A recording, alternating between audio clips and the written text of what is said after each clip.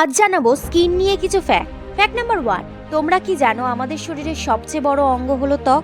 একজন প্রাপ্তবয়স্ক মানুষের ত্বকের ওজন প্রায় 3 থেকে 4 কেজি পর্যন্ত হতে পারে।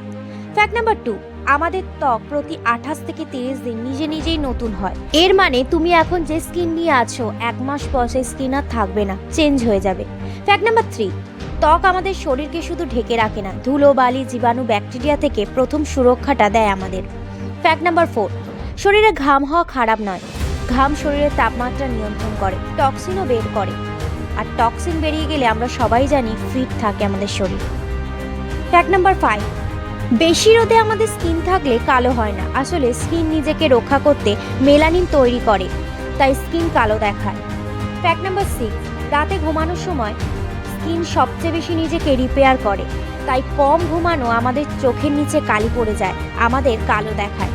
স্কিনে পিম্পলও বেশি হয়, তাই কম ঘুম ইজিক্যাল টু খারাপ স্কিন।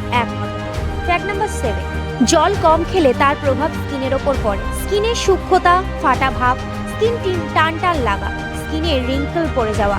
তাই সুন্দর গ্লোয়িং স্কিন মানে ভালো ঘুম, স্বাস্থ্যকর খাবার আর 3 থেকে 5 লিটার জল এভরিডে পান করা।